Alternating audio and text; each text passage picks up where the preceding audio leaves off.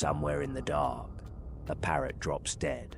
No explanation, no warning, just silence. It's strange, right? 1 second alive, the next, gone. No fight, no struggle, just gone. And somehow, it feels familiar, not because you're a bird, but because you felt it too. That sudden collapse of hope, of meaning, of something inside you. Why me?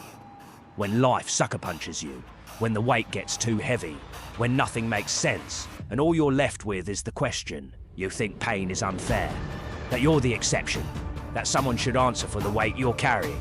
There's a story about a parrot and a prison you don't even know you're in. Hey, rockers! Are you ready to rock? Let's rock that wisdom! There's this guy named Rumi, Persian mystic, 1200s, basically the OG therapist, minus the pills, just poetry and metaphor. He told a story about a merchant and a parrot he kept in a cage. Before heading off to India, land of spices, chaos and wild parrots, the merchant asks his bird, "You want anything from the homeland?" And the parrot says, "Yeah, tell the wild ones I'm stuck in a cage. Ask them what I should do." Weird flex, but okay. Merchant goes, finds a flock in the trees, delivers the message, and then one of them, without a word, just dies. Falls right off the branch. No ceremony, no goodbye, just thud. The merchant wasn't a monster, just a guy with a bird and a boat. And now, a dead one on his conscience. He comes back home, tells his own parrot what happened. And that parrot, his personal, polite, well-fed, caged parrot, hears the story and also drops dead. Cold, but what looks like death, sometimes isn't. There are 1,000 ways to kneel and kiss the ground. There are 1,000 ways to go home again. The merchant stares at the parrot, dead, still, face down on the floor of the cage. He panics, drops the cage, swears in 13th century Persian, fumbles the lock, reaches in, lifts the bird in his hands, when suddenly, flap, the parrot snaps up, gone, right through the open door. No goodbye, no loyalty, no thank you, just out. It played dead, and it worked. Try to die before you die, and see that there is no death. Not literal death. YouTube, relax. Anyways, that's it. That's the story. Now you're sitting there wondering what it means, trying to be deep, trying to decode the metaphor. Here's a better question. Why the hell did it work? You think the parrot escaped because it was clever? No. It escaped because it was done playing dumb. That bird didn't break the bars. It didn't start a petition. It didn't go to therapy and process its trauma. It faked its own death and dipped. Die before you die, so that when death comes, you have nothing left to lose. Now look at you, still here, still journaling about your pain, still explaining your suffering like it's some sacred badge. You don't want freedom, you want validation. You want to escape the cage without giving up the version of you that's addicted to being in it.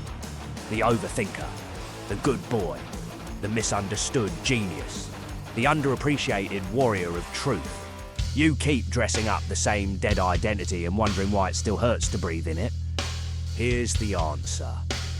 You can't walk out of the cage until you ditch the version of you that belongs inside it. The parrot got that, played dead, gone. You're still shaking the bars, begging for someone to notice. So, you wanted an answer to why me? All right, let's go there, but don't expect to like what you hear. You keep asking, why me? As if the pain means you've been cursed. As if your suffering proves something went wrong. As if the universe owes you an explanation. It doesn't. Why me? Is the question people ask when they still think life is supposed to be fair. It's not. It never was. And Rumi, who watched his entire world burn, he didn't say, why me? He said, The wound is the place where the light enters you. but that only works if you stop worshipping the wound. Pain isn't punishment. It's the pressure you've ignored until it cracked you open. And that crack? It's the invitation to stop playing the role, the one you perform at parties, on Zoom calls, in front of mirrors, like your soul's some LinkedIn pitch deck. To stop clocking in, nodding on cue, smiling like it's your job, agreeing with people you don't agree with, performing your life like it's content worth watching. Why me? Because you wouldn't leave the cage, so life set fire to it, and now you get to choose, burn with it, or fly. Okay, but how do I actually do this? How do I die? You don't break out by leveling up. You don't heal by proving the pain made you stronger. You don't escape by becoming your true self. You leave by letting it all die.